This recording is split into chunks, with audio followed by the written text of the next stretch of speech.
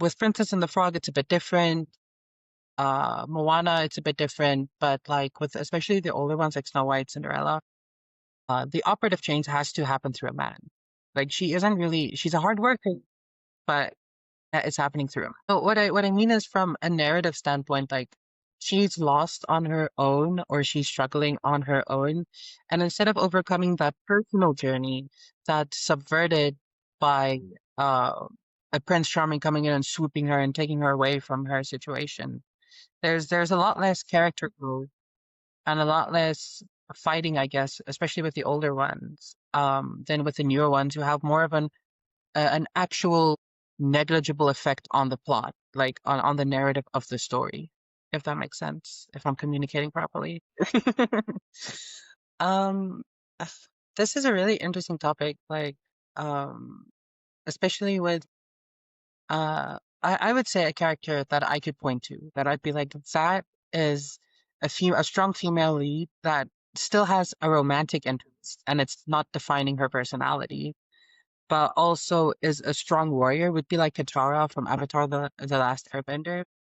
Like she's a strong, independent woman that has operative on the narrative, but she still has a love interest. And so I would like to see media moving more towards women as people and less women as um like a damsel in distress or like basically character like how do you say this in English? Like archetyping women in a very I need help kind of way instead of I don't know where what I'm doing, but I have the capacity to learn and to grow. I guess is what I'm seeing with a lot of media and women. Yeah, it's good that recently it's come up more. Like we're getting more actual characters out of like females. Yeah, I love Katara. Katara I think is a really great example of a strong female main character. Oh, no, I think you're thinking about Korra. Korra's the second avatar. But yeah, Korra was. Yeah. Ooh, why?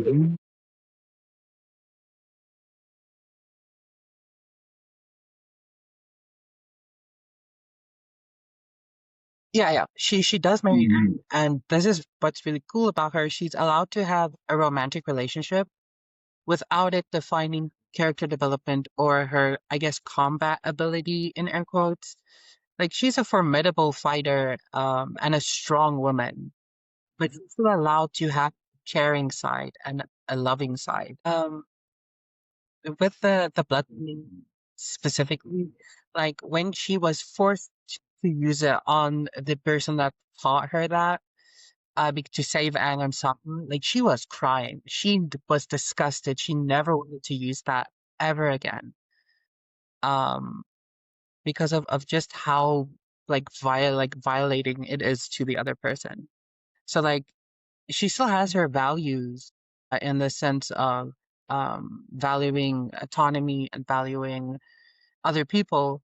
But in a certain situation, it's like when you're forced to defend yourself, I guess. Like you can still value human life, but want to defend your own life, I guess. Yeah, that would be really fun to talk about and like talk with, especially if they're like pretty much similar to me, because I have gotten these remarks before about the way I speak, uh, the way I like communicate my inner thoughts. So that would be really interesting. I think Katara is a great, like the question would be, is Katara from Avatar: The Last Airbender a well-written female character in the sense of um, communicating aspects of humanity while still having a strong feminine base?